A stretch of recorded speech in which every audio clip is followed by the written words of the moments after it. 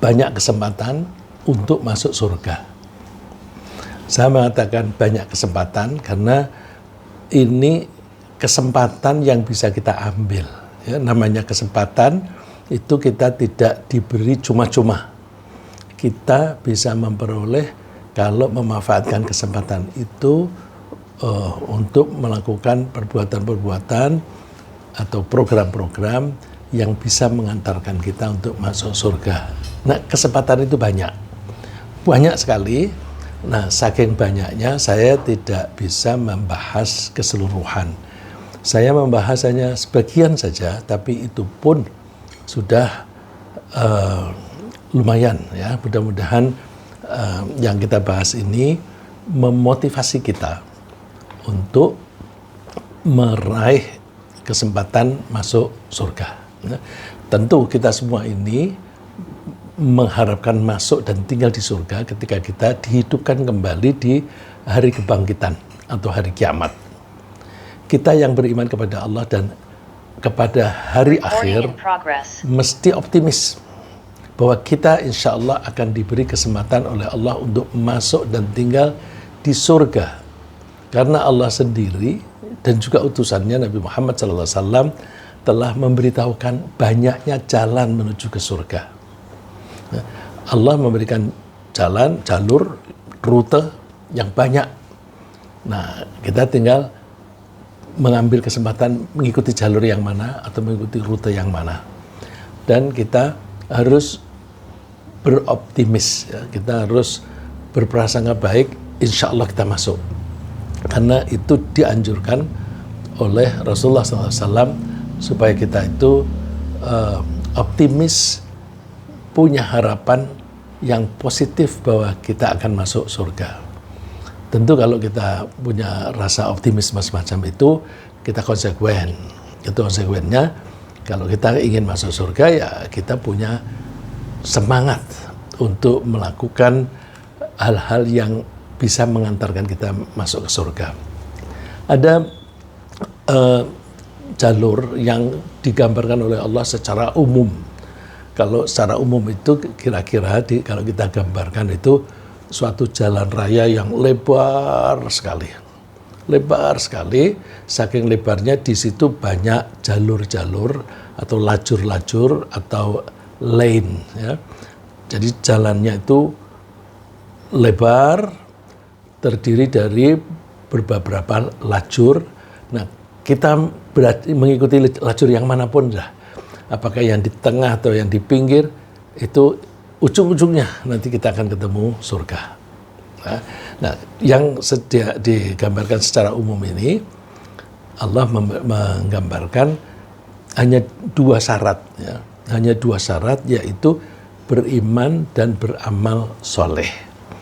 Beriman, iman itu tataran pikiran, ya, karena yang kita pelajari bahwa rukun iman itu ada 6, semua dimulai dengan percaya.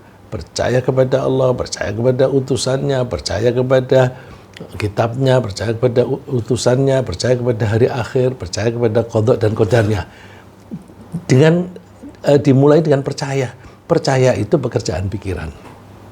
Jadi kalau kita ingin masuk surga, kita mengatur supaya pola pikir kita itu berbasis keimanan.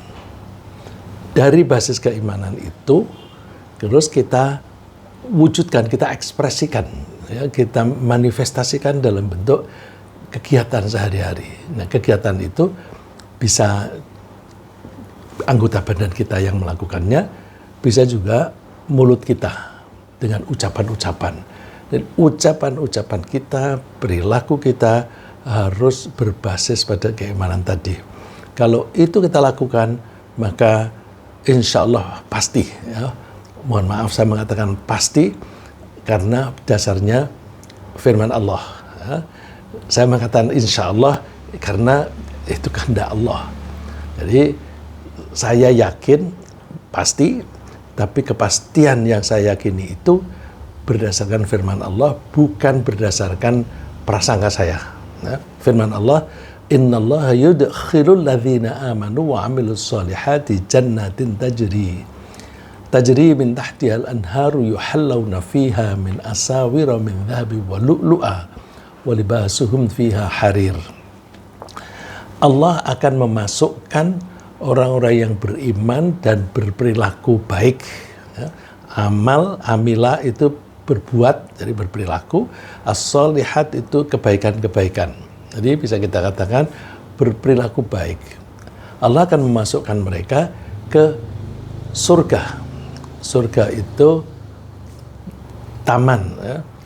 Kita kalau di dunia ini tinggal di suatu plot tanah, ya. Satu plot itu tanah dengan batasan-batasan tertentu. Yang nyaman, yang kita senang itu kalau tidak hanya terdiri dari bangunan saja, tapi di sekitarnya itu juga ada tanaman-tanaman yang pohonnya itu bermacam-macam, berbuah bermacam-macam. Nah, kita menyebutnya taman. Nah, taman itu bahasa Arabnya jannah. Nah, kalau dalam Al-Quran disebut jannah tunggal, itu biasanya artinya seluruh surga itu disebut al-jannah tunggal.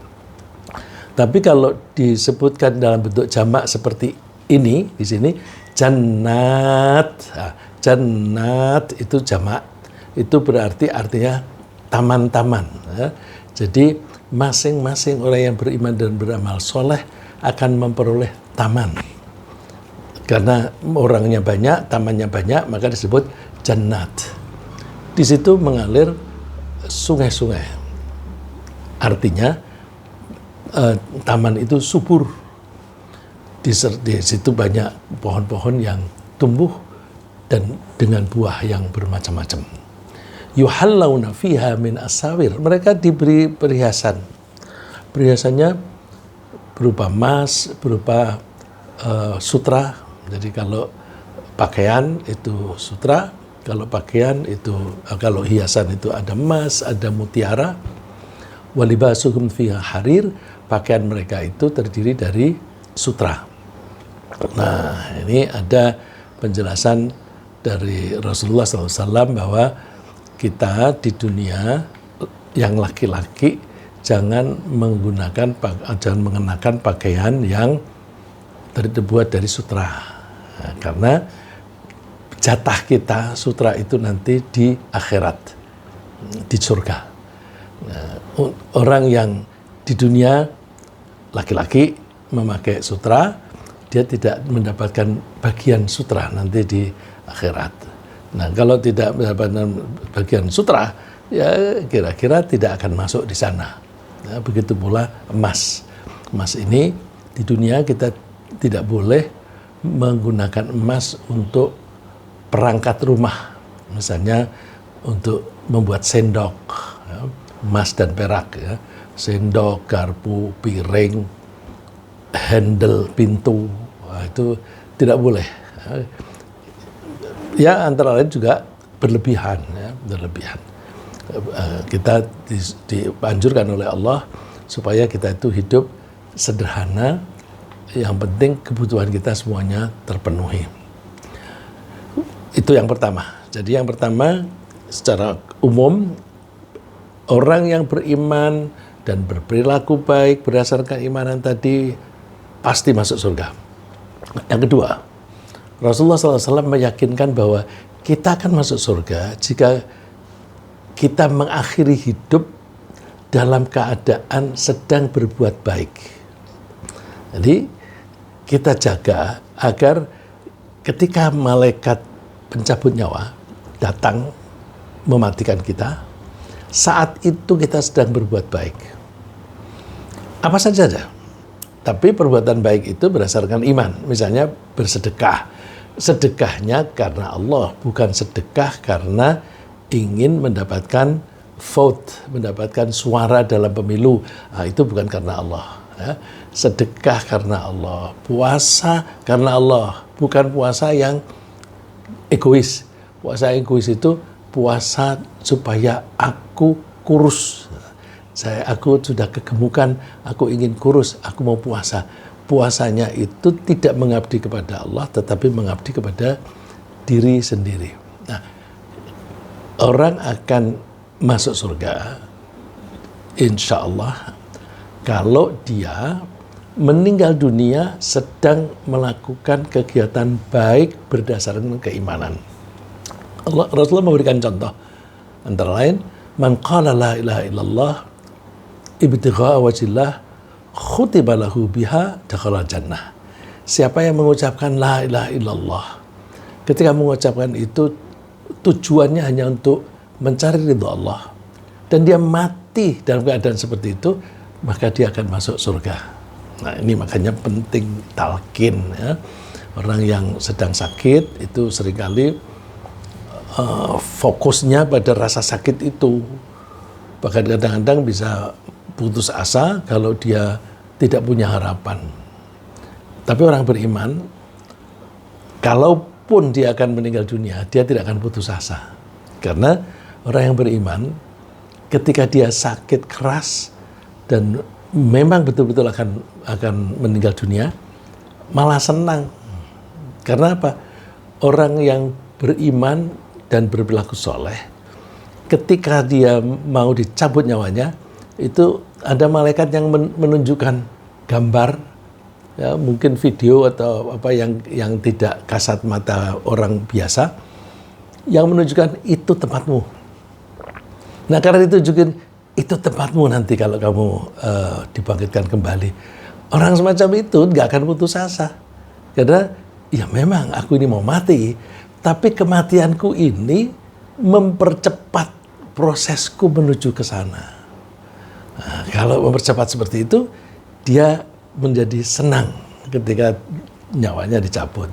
Nah, orang yang senang seperti ini, dia ingin ketemu Allah. Karena orang ini senang dan ingin ketemu Allah, Allah menyambutnya. Sehingga Allah juga senang ketemu orang ini. Nah, itu yang digambarkan oleh Rasulullah. Orang yang calon penghuni surga, dia senang ketemu Allah dan Allah pun senang ketemu dia. Nah, itu sekedar baca la ilaha illallah, tapi betul-betul tulus dari hatinya, dengan penuh keyakinan. Contoh lain, wa man shalla sholatan ibtigha'a wajhillah khutima lahu biha dakhala jannah. Dan siapa yang sedang sholat, sholatnya dalam rangka mencari ridho Allah, bukan sholat untuk pamer. Ya. Pamer biar aku dianggap orang baik. Kalau aku dianggap orang baik, nanti orang-orang mau memilih saya sebagai gubernur, sebagai anggota DPR dan sebagainya. Itu bukan ibtigha'a wajhillah. Nah, kalau sholatnya itu betul-betul dalam rangka mencari ridho Allah dan dia mati saat itu, insya Allah dia masuk surga. Ya, saya jadi ingat ada seorang teman yang biasanya itu sholat selalu di masjid karena kebetulan rumahnya berdampingan dengan masjid. Suatu saat dia sholat maghrib di masjid, pulang makan dulu sebelum kembali ke masjid. Tapi ketika dalam proses makan, dia mengeluh sakit perut. Lalu terus istrinya mempersilahkan sholatnya di rumah sajalah kalau sakit seperti itu. Ternyata dia sholat di rumah, sujudnya itu lama sekali. Istrinya penasaran, kenapa ini kok sujud terus? Ternyata sudah meninggal. Meninggalnya dalam keadaan sujud. Nah, itu calon surga itu. Ya. Begitulah waman shoma yauman ibtigha'a wajhillah. Siapa yang puasa dalam rangka mencari ridho Allah, khutima lahu biha, kemudian dia mati dalam keadaan itu, dakhala jannah, dia akan masuk surga. Begitu pula waman tasaddaqa bi sadaqatin ibtigha'a wajhillah. Siapa yang sedang bersedekah karena Allah, di tengah-tengah sedekah itu khutima lahu biha dakhala jannah. Dia diakhiri hidupnya dengan itu, dia masuk surga. Nah, pelajaran yang bisa kita ambil apa? Kita usahakan sebisa mungkin waktu kapanpun kita manfaatkan untuk perbuatan baik karena Allah. Tidak hanya yang disebutkan oleh Nabi ini saja. Jadi misalnya sedang mengajar. Mengajar apa saja, tapi mengajarnya karena Allah. Apakah mengajarnya itu mengajar fikih, Quran itu saja. Enggak. Mengajar ekonomi juga bisa. Kalau niatnya, aku mau ngajari para pemuda ini, para mahasiswa, bagaimana dia bisa berbisnis dengan baik, dengan cara yang halal.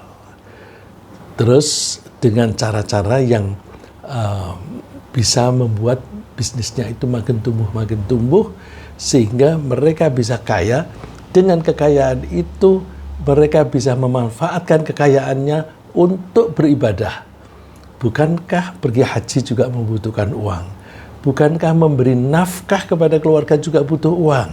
Jadi, aku mau mengajari para pemuda ini biar pandai berbisnis, nanti mereka itu menjadi orang-orang kaya yang soleh, yang hanya mau mencari yang halal saja dan melaksanakan kewajiban-kewajiban Allah yang berkaitan dengan uang. Mengajar ilmu ekonomi, tapi karena Allah. Meninggal dunia, surga. Ya, jadi karena Allah itu penting. Coba bandingkan. Orang mengajar fikih. Fikih itu tentang hukum Islam. Tapi dia mengajarnya itu untuk menunjukkan bahwa dia pinter. Ciri khasnya orang yang ingin menunjukkan bahwa dia pinter itu apa? Dia mengaku benar sendiri dan suka menyalah-nyalahkan orang lain. Jadi dia mengajar fikih, wah ini halal, ini haram. Itu orang-orang itu pada tidak mengerti itu. Mereka sesat dan sebagainya. Nah, jadi dia menganggap dirinya saja yang benar, orang lain sesat. Terus ini buktinya, dalilnya ini. Dia hafal sekali. Dia menghafalkan dalil-dalil itu untuk pamer bahwa dia pinter dan sebagainya. Dia mengajar bukan karena Allah, tapi dia mengajar karena kesombongan. Orang mengajar karena sombong, meskipun yang diajarkan itu Al-Quran, yang diajarkan itu fikih, nggak ada nilainya di akhirat. Dia meninggal dalam keadaan itu, tidak bisa dikatakan dia meninggal sedang mengajar fikih kok masuk surga. Nanti dulu, kan dikatakan di situ ibtigha wajhillah, mencari ridho Allah. Ya, jadi hati-hati. Tidak harus perbuatan yang kelihatannya perbuatan akhirat. Seperti mengajar fikih itu kan perbuatan akhirat.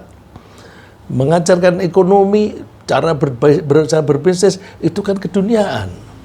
Tapi kalau niatnya, kelihatannya keduniaan, tetapi niatnya mencari ridho Allah, itu pahalanya besar. Meskipun mengajarkan fikih, tetapi bukan karena Allah, karena egonya, karena ingin dipuji, ingin mendapatkan duit, ingin mendapatkan pangkat. Enggak, itu tidak karena Allah, tidak ada nilainya. Ya. Yang ketiga, ini sederhana sekali.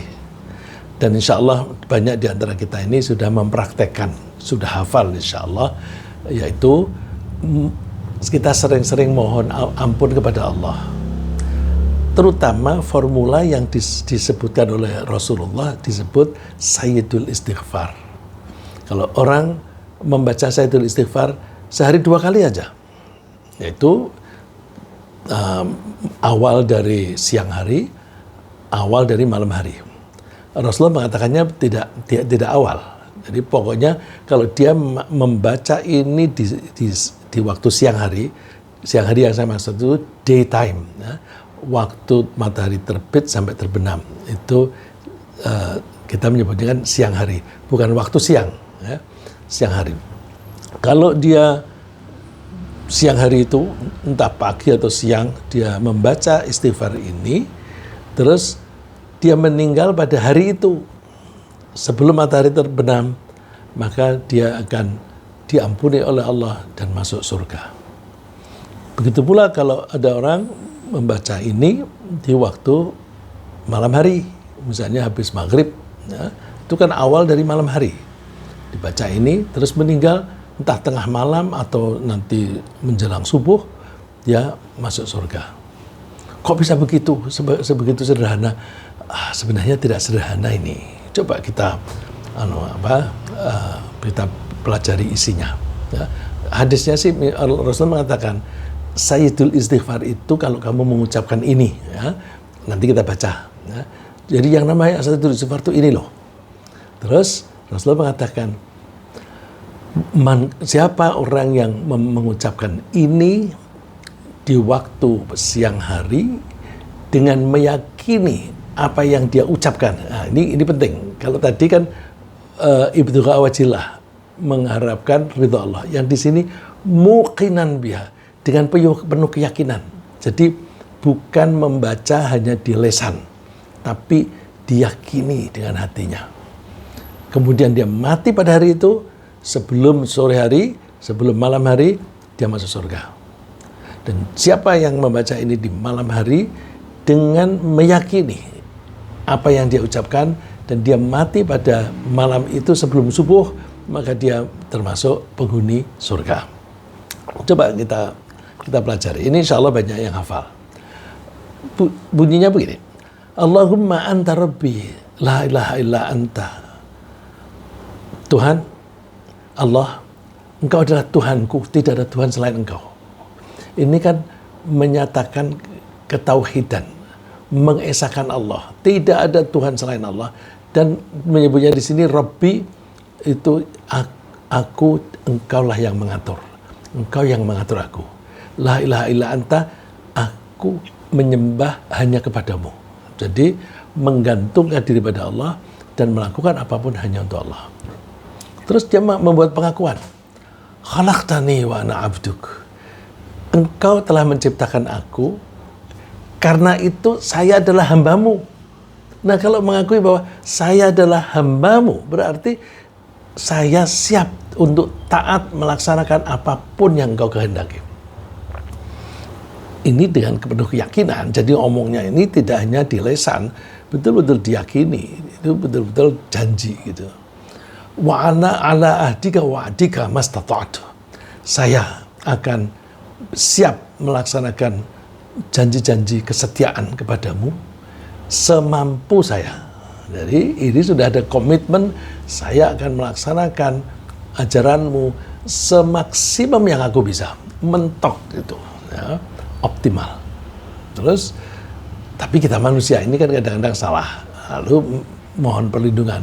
A'udzubika min syarri ma sana'tu. Aku mohon perlindunganmu dari perilakuku yang buruk. Jadi lindungilah supaya aku tidak melakukan perbuatan yang buruk. Abu'u laka bi ni'matika alayya wa abu'u laka bi dzambi. Aku mengakui Allah bahwa aku telah menerima kenikmatan banyak darimu, tapi aku juga mengakui engkau beri kenikmatan tapi aku berbuat dosa. Ya, misalnya engkau memberi aku mata, itu kenikmatan, tapi kadang-kadang aku menggunakan mata saya untuk melihat yang haram. Engkau memberi aku tangan, aku kadang-kadang menggunakan tanganku ini untuk perbuatan yang haram. Jadi saya mengakui Allah semacam itu. Maka ampunilah, faghfirli, ampunilah saya. Fa innahu la yaghfiru dzunuba illa anta. Tidak ada yang bisa mengampuni kecuali engkau. Nah, ini kan semacam komitmen tiap hari. Kalau kita setiap hari membuat komitmen, terus kemudian itu dengan sepenuh hati, kita laksanakan. Nah, orang semacam itu ya kapanpun dia meninggal itu insya Allah meninggal dalam keadaan baik, ya. Dan begitu dia akan masuk surga. Nah, kelihatannya sederhana. Jadi kalau kita membaca hadis ini, jangan lalu terus dianggap ringan. Yang penting aku baca ini. Terus baca banyak-banyak, tapi tidak dihayati. Penghayatan itu penting. Ya. Yang keempat, kita juga diberi kesempatan oleh Allah untuk masuk surga melalui cinta kepada Al-Quran. Ya. Al-Quran itu isinya bimbingan bagi kita agar kita berperilaku yang benar dan baik. Semua perbuatan yang dianjurkan oleh Allah di dalam Al-Quran, kalau kita jalani, hasilnya pasti baik. Misalnya Allah menganjurkan kita sholat. Sholat itu buat kita tentram. Allah menganjurkan kita bersedekah. Sedekah itu kita menolong orang yang kesulitan, orang yang miskin supaya bisa makan. Nah, kalau semua orang bisa makan, maka kemungkinan terjadi kriminalitas, kejahatan kecil. Kemungkinan terjadi kecemburuan sosial juga kecil. Jadi ada keseimbangan di dalam ekonomi, ya. Bukan lalu terus jurangnya itu begitu lebar, yang kaya makin kaya, yang miskin makin miskin. Tidak. Nah itu Al-Quran itu membimbing kita untuk keselamatan dan kesejahteraan. Nah kalau kita menyadari bahwa Quran ini bagus sekali, aku senang sekali dengan Al-Quran. Kalau orang senang itu kan, kalau kita suka kepada seseorang kan kita sering menyebut namanya. Kalau kita senang pada Al-Quran, kita sering membacanya. Diulang lagi. Ini Al-Quran itu luar biasa. Kita makin mengulang membaca Al-Quran, kita selalu mendapatkan tambahan ilmu. Kita makin mendalami suatu ilmu pengetahuan, misalnya kita baca ayat Quran tertentu. Kemudian kita belajar ilmu-ilmu yang keduniaan deh. Ilmu-ilmu yang keduniaan tapi berkaitan dengan ayat tadi. Nanti setelah kita menguasai ilmu ini tadi, kita kembali membaca ayat tadi. Kita akan mendapatkan pemahaman yang lebih dalam. Oh, ternyata maksudnya begitu. Nah, jadi karena makin sering kita membaca, kita akan mendapatkan tambahan ilmu, maka kita makin antusias. Nah, makin antusias, makin senang. Nah, kalau kita bisa makin senang dengan Al-Quran, Al-Quran akan menolong kita. Jangankan seluruh Al-Quran, satu surat pendek aja bisa menolong. Coba, ini saya ceritakan, ini hadisnya panjang, tapi saya ceritakan saja. Suatu saat Rasulullah itu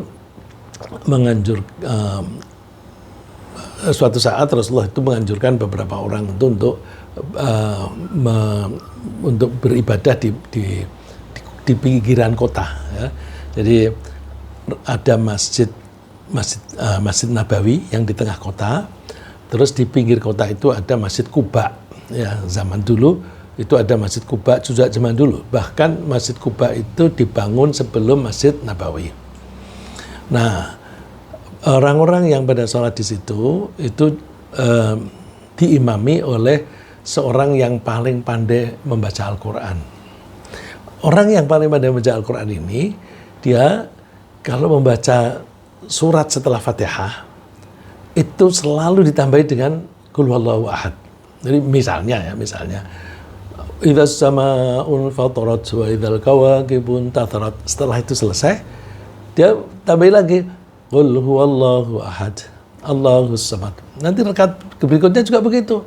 Baca surat yang lain kemudian ditambahin dengan Qul huwallahu ahad. Para sahabat penasaran, kenapa sih kok kamu membaca itu? Kamu merasa belum cukup ya? Kan kita baca surat Infitar saja sekarang sudah cukup. Kenapa kamu tambahin dengan Qul huwallahu ahad?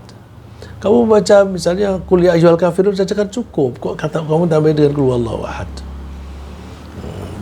Terus orang itu jawabannya itu ya jawaban yang sederhana saja. Ya pokoknya aku maunya begini. Kalau kamu nggak mau, kamu nggak suka aku membaca ulang-ulang begitu, kamu jangan makmum sama aku. Cari aja imam yang lain. Tapi orang-orang tidak mau cari imam yang lain. Karena orang ini bacaannya yang paling bagus. Ya, memang aturannya kita kalau menjadi imam harus bacaan kita lebih bagus daripada orang lain. Terus Rasulullah berkunjung ke Quba. Lalu para sahabat yang banyak itu pada lapor kepada Rasulullah. Rasulullah ini imam kita ini, dia itu selalu mengulang-ulang Qul huwallahu ahad. Sudah baca surat yang lain, dia baca itu lagi. Seolah-olah dia menganggap pahalanya nggak cukup gitu loh, sehingga ditambah lagi. Terus coba tanya, kenapa dia melakukan itu? Jawabannya apa? Aku mencintai surat ini karena surat ini menyatakan tentang sifat-sifat Allah yang esa. Karena aku sangat mencintai ini, aku ulang-ulang. Komentar Rasulullah apa? Cintamu kepada surat ini membuat kamu masuk surga. Nah, coba. Nah, jadi coba deh misalnya di antara kita ini pilih surat yang mana. Syukur kalau seluruh Quran ya. Pilih aja. Oh, aku senang surat Yasin. Terus baca surat Yasin lagi, baca surat Yasin lagi. Terus paling tidak seminggu sekali aku baca surat Yasin. Kapan? Malam Jumat. Nah, kalau ada orang bilang nggak ada itu ajaran setiap malam Jumat itu membaca surat Yasin, nggak ada hadisnya. Alah, orang ini membaca Qul huwallahu ahad di setiap rakaat itu nggak ada contoh dari Nabi, tapi dia melakukan itu, tapi tidak dimarahi oleh Nabi, malah dipuji. Kamu akan masuk surga gara-gara itu. Jadi hati-hati kalau komentar, oh itu nggak ada hadisnya ini. Dia hanya ingin menunjukkan bahwa dia pintar hadis. Dia hafal hadis banyak. Kalau dia ingin menonjolkan kepintarannya, udahlah, nggak usah digubris. Karena dia mengemukakan itu hanya kepengen pamer kepintarannya, bukan karena Allah. Kalau mau setiap malam Jumat membaca surat Yasin, terus kenapa? Aku suka surat ini. Kenapa kamu suka? Ya, ini cerita tentang kematian. Aku ini kan sebentar lagi mungkin mati. Aku mempelajari ini biar aku bisa mempersiapkan mental, misalnya begitu. Terus dia baca lagi. Bid'ah enggak itu? Ya enggak lah, mencintai Quran kok. Mencintai Quran. Jadi, tapi dibuat rutin. Rutin 1 minggu sekali. Itu kan lebih bagus lagi kalau rutinnya setiap hari. Setiap hari baca surat Yasin terus, nggak apa-apa. Quran itu dibaca kapanpun boleh. Ya. Jadi akan dibuat teratur setiap malam Jumat, setiap pagi hari boleh. Ya. Itu Al-Quran. Oleh karena itu, kalau kita kepingin masuk surga, coba kita usahakan jatuh cinta kepada Al-Quran. Setidaknya pilih satu ayat, boleh satu ayat, ya, boleh satu. Jadi Qul huwallahu ahad itu kan ditulisannya di dalam mushaf itu kan hanya 1 baris. Nah, tak ada ayat yang isinya 10 baris itu. Jadi ini 1 baris saja bisa menolong. Lagi, yang kelima, ada kesempatan masuk surga kalau kita punya orang tua masih hidup.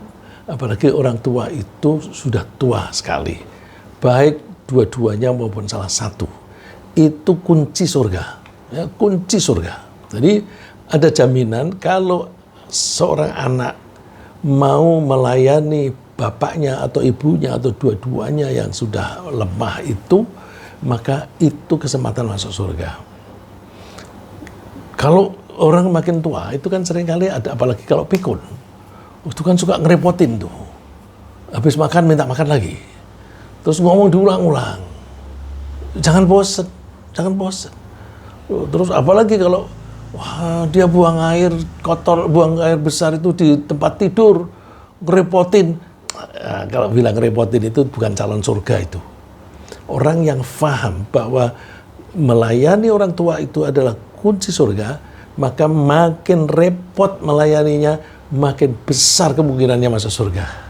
Jadi kalau ngerepotin buang di tempat tidur begitu, alhamdulillah aku diberi kesempatan mendapatkan pahala besar. Jadi alhamdulillah aku diberi kesempatan. Jadi kita melihatnya itu kesempatan. Jadi bukan mengeluh, malah alhamdulillah. Rasulullah mengatakan begini, raghima anfuhu thumma raghima anfuh, thumma raghima anfuh. Betapa rugi seseorang. Para sahabat penasaran. Rasulullah, siapa yang rugi itu? Kenapa? Rasulullah menjawab, betapa rugi seseorang kalau dia sempat mendapatkan ibu bapaknya atau salah satu di antaranya itu masih hidup dalam keadaan tua sekali, dia tidak bisa masuk surga. Rugi. Karena itu adalah kesempatan baginya untuk masuk surga. Ya. Baik, Mas Rizwan masih dengar saya ya? Mas Rizwan? Iya, Pak Ustadz. Oh ya, Ustadz. oh ya, sekarang di laptop saya ini agak kacau. Ya. Baik, saya teruskan. Ya, jadi adanya orang tua yang merepotkan itu adalah kesempatan bagi kita untuk masuk surga. Ada lagi, yang keenam yang saya sebutkan ya, itu haji, tapi haji yang benar, yang baik. Haji yang benar, yang baik itu haji yang tidak dinodai dengan kemaksiatan, tidak dinodai dengan omong-omongan kasar. Ya. Dia tunduk patuh kepada Allah dan melaksanakan manasik. Manasik itu sama dengan rukun-rukun haji, itu dilakukan semuanya. Kalau itu dilakukan semuanya semata-mata hanya karena Allah, maka itu bisa menjamin orang itu masuk surga.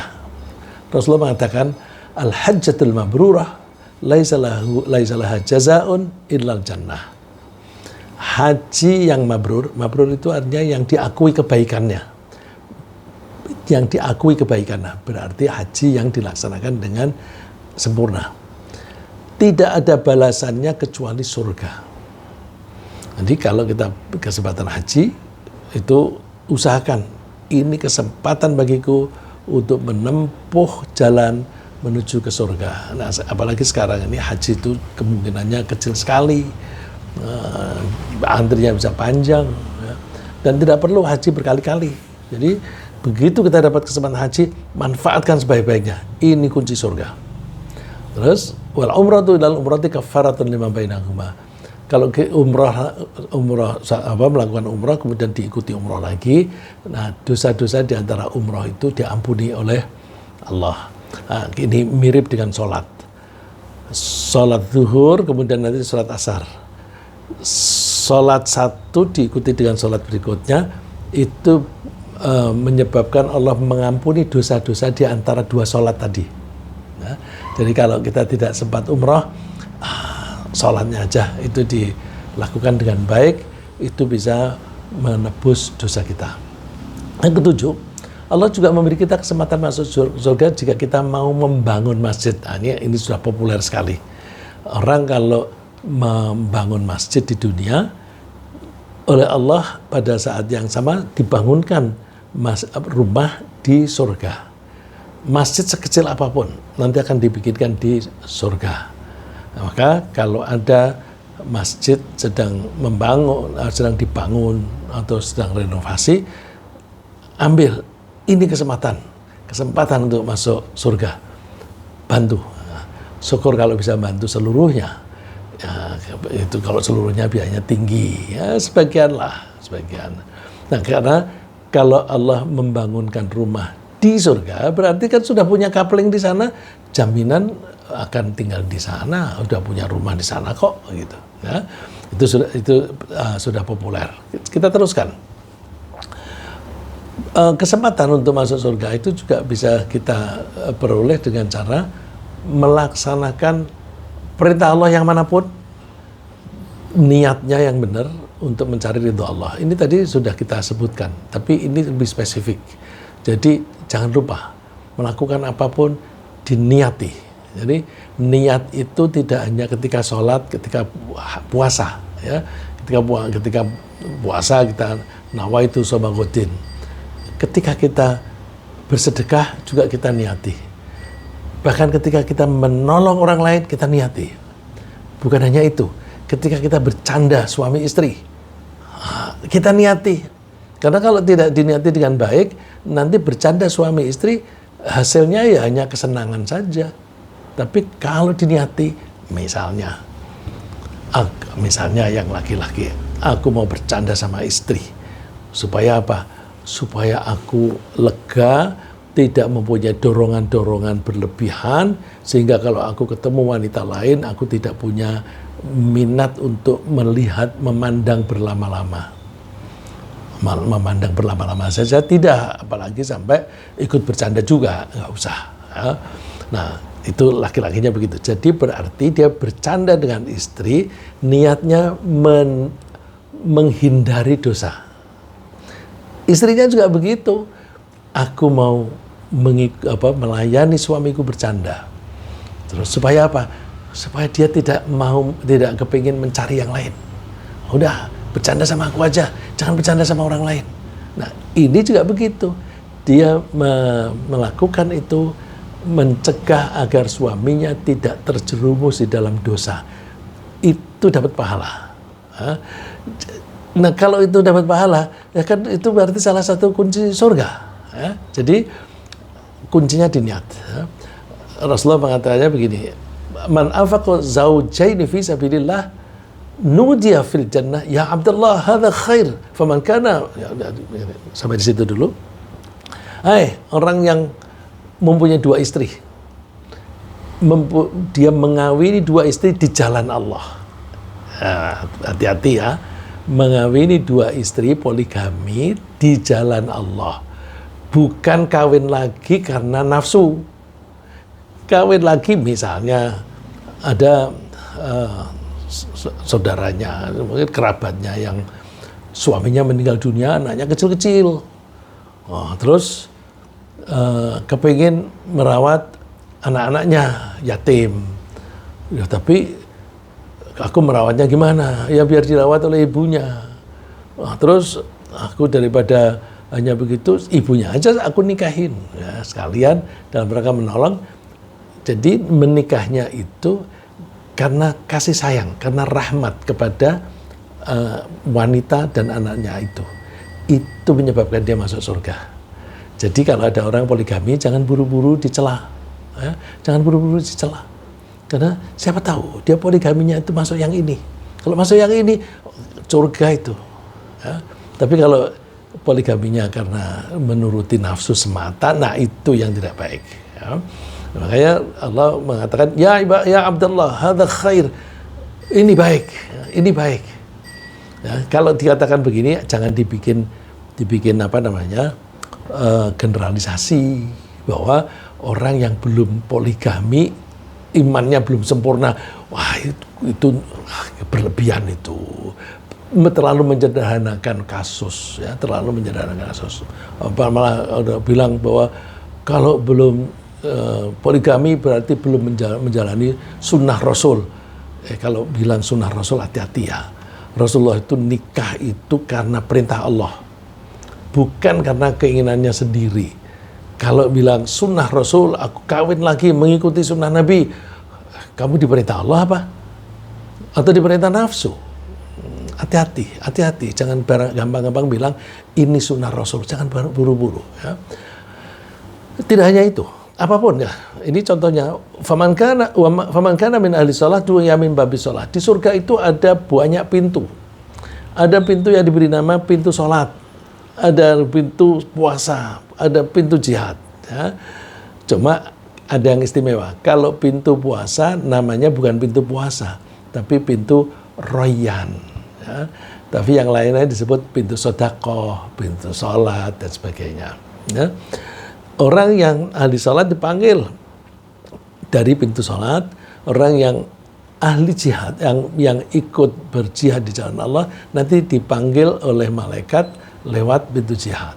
Begitu pula yang ahli sedekah. Orang ahli puasa dipanggil dari pintu yang namanya royan. Pada waktu itu, lalu Abu Bakar bertanya, kalau pintunya banyak begitu, ada nggak seseorang yang dipanggil dari semua pintu? Ya? Dipanggil ini kalau kita membayangkan kan, kalau kita mau periksa dokter di rumah sakit kan menunggu dipanggil, ya. Panggil Pak Fulan itu. Nah ini dia di surga itu juga begitu, dipanggil Pak Abdullah. Terus datang. Abu Bakar bertanya, ada nggak satu orang yang dipanggil di semua pintu? Jawab Rasulullah, ada, termasuk kamu. Abu Bakar itu termasuk yang dipanggil di semua pintu. Karena apa? Dia ahli sedekah, dia sholatnya benar, dia ahli jihad, dia Rasulullah perang dia selalu ikut, ya. Dan sebagainya. Itu Abu Bakar itu dipanggil dari berbagai pintu. Ya.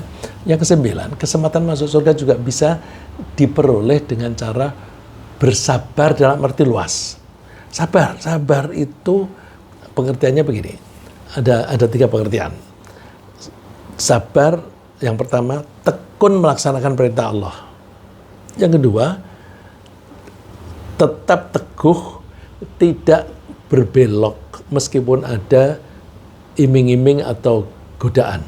Jadi misalnya pergi haji, ya udah niatnya haji karena Allah. Kadang-kadang di perjalanan di pesawat terbang ketemu, kalau laki-laki ketemu cewek cantik dan sebagainya. Wah, terus dia belok. Itu namanya tidak sabar. Tidak sabar menghadapi godaan untuk melaksanakan perintah dengan baik. Yang ketiga, sabar tetap melaksanakan itu meskipun ada halangan-halangan. Ada halangan-halangan, tetap saja jalan. Misalnya orang kaya dan orang miskin, halangannya banyakkan mana? Sama banyaknya. Orang kaya itu ada halangan. Apa misalnya? Mau sholat 5 kali itu, halangannya antara lain orang yang kaya itu kan biasanya sibuk. Nah, sibuk itu sulit mengatur waktu. Lalu dia sabar nggak? Kalau dia sabar, sesibuk apapun dia tetap tekun sholat, tidak ditunda-tunda. Orang miskin itu ya, ada kebutuhannya banyak. Dia kalau nggak punya duit nggak bisa memberi nafkah. Lalu dia bekerja. Pekerjaan orang miskin seringkali pekerjaannya berat, gajinya atau honornya kecil. Nah, itu menyebabkan mereka tuh harus kerja keras, atau mau beli baju aja nggak bisa, nggak cukup, lalu terus baju satu dipakai setiap hari. Nah, itu kan lalu kotor dan sebagainya. Nah, itu godaannya banyak. Jadi orang yang sabar itu akan mendapatkan kesempatan masuk surga. Ulaika yujzaunal ghurfata bima sabaru. Mereka itu diberi balasan berupa surga di tempat yang tinggi. Kenapa? Bima sabaru, karena kesabaran mereka. Nah, jadi berarti sabar bisa menyebabkan orang masuk surga. Nah, kalau ingin melatihan ya antara lain jangan gampang-gampang marah. Ya, gampang-gampang marah itu, kalau orang marah itu biasanya karena tidak sabaran. Terus karena mereka sabar masuk surga, disambut oleh para malaikat, wa yalqawna fiha tahiyatan wa salama. Dihormati oleh malaikat dengan ucapan salam. Selamat ya, assalamualaikum. Khalidina fiha, selamanya mereka di sana, hasunat mustaqarra wa muqama. Surga itu tempat tinggal yang baik sekali. Yang ke-10,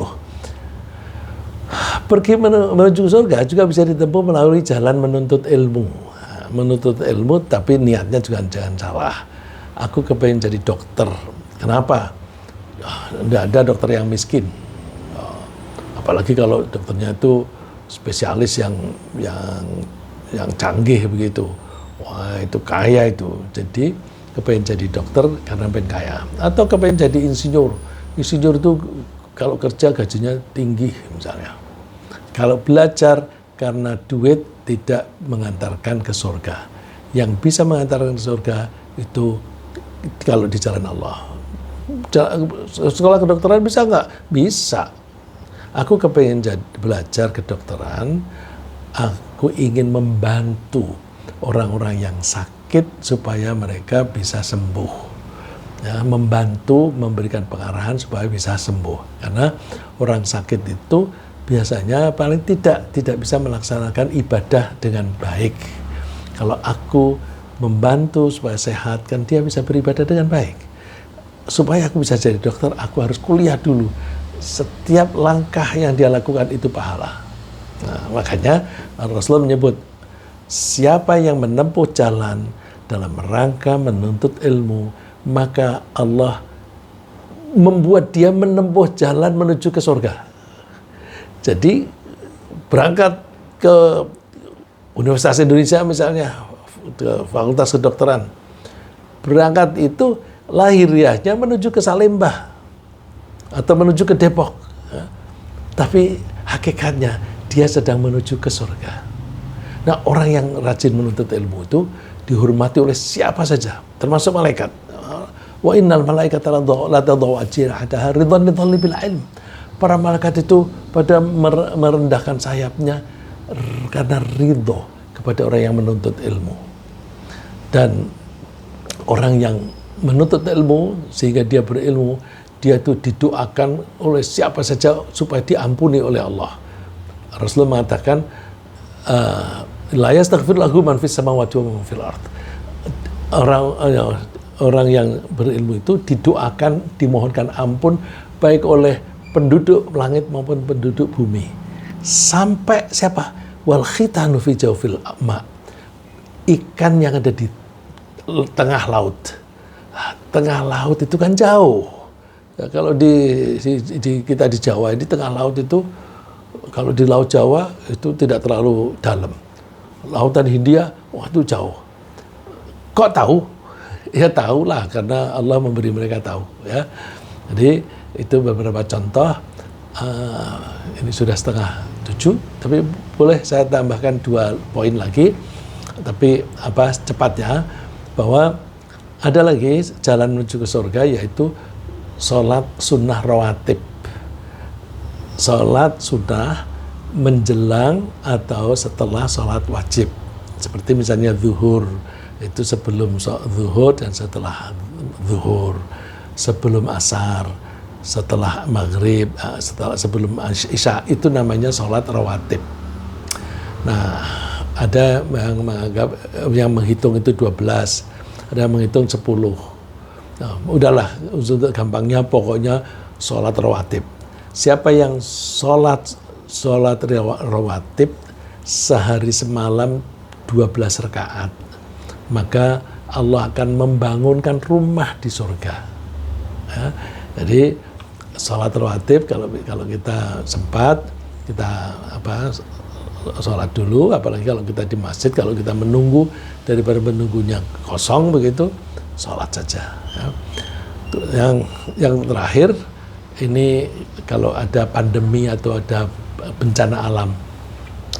Ada bencana alam itu, kalau bencana alam itu biasanya karena kesalahan manusia, seperti di Sumatera. Ya, Sumatera Barat, Sumatera Utara, Aceh. Itu kan kesalahan manusia, karena Allah sudah mengatur alam raya ini dengan ekosistemnya. Ekosistem itu supaya bumi ini menjadi baik, itu mesti ada bumi yang menjulang ke atas. Bumi yang menjulang ke atas itu kita sebut gunung. Itu supaya mereka gunung-gunung itu tidak runtuh, oleh Allah dibuat bertumbuh pohon-pohon pada tumbuh di situ. Nggak usah orang menanam, itu akan tumbuh sendiri. Artinya Allah yang menumbuhkan di situ supaya tanah di situ tidak mudah longsor. Terus pohon-pohon itu juga sekaligus bisa menyimpan air di situ. Nah, kalau itu dirusak oleh orang, maka itu membuat menjadi bencana. Nah, kalau misalnya terjadi bencana, itu kesalahan manusia.